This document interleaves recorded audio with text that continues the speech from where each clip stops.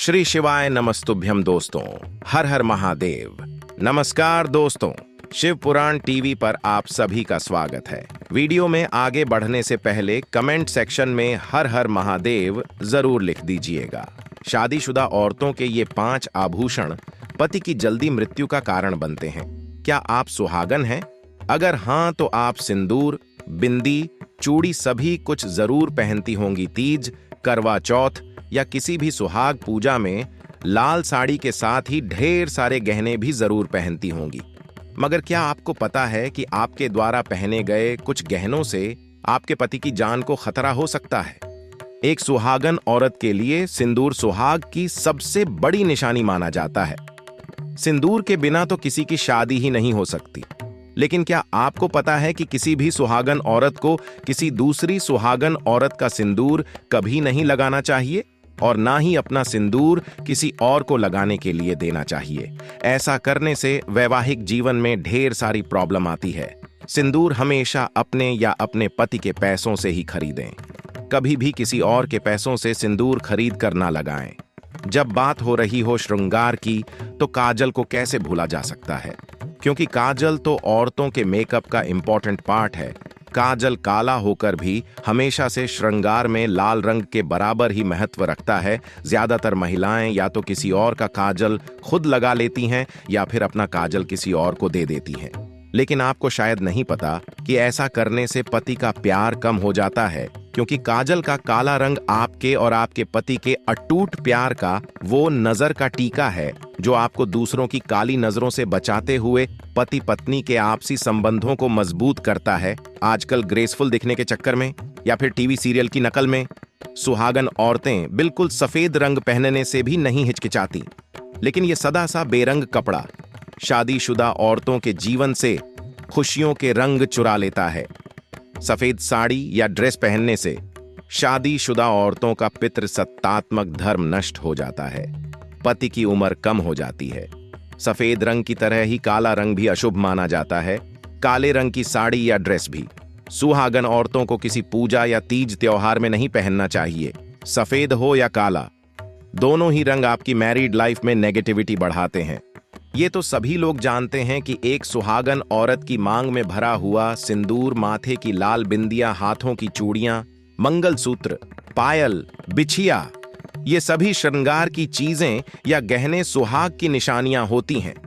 लेकिन कई बार यही गहने या निशानियां थोड़ी सी लापरवाही से या अनजाने में एक सुहागन के सौभाग्य को दुर्भाग्य में बदल देती हैं। इसलिए हो जाएं सावधान और जान लें अशुभ फल देने वाली चीजों के बारे में।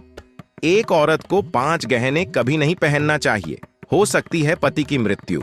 आइए जानते हैं कि एक सुहागन के द्वारा पहनी गई कौन सी 5 चीजें उसके सौभाग्य को छीन सकती हैं। फुल इंफॉर्मेशन के लिए वीडियो को पूरा जरूर देखें। मॉडर्न टेक्नोलॉजी के इस जमाने में शुभ अशुभ जैसी चीजों को मानने वाले लोग आजकल थोड़ा कम मिलते हैं, लेकिन हमारा धर्मशास्त्र या कल्चर हमें इन बातों को मानने के लिए कहता है, जिसे हम शायद भूलते जा रहे हैं। मॉडर्न सोसाइटी में रहने वाली महिलाएं भी फैशन और ट्रेंड के हिसाब से ही चीजों का यूज कर रही हैं। ये सही भी है, क्योंकि शादीशुदा औरतों को फैशन और मेकअप की जरूरत तो होती ही है, क्योंकि हिंदू धर्म में सुहागन औरतों के लिए 16 श्रृंगार जरूरी माना गया है। साथ ही आपको ये भी ध्यान देना होगा कि 16 श्रृंगार करते हुए आप अपने ट्रेडिशन एंड कल्चर को ना भूलें।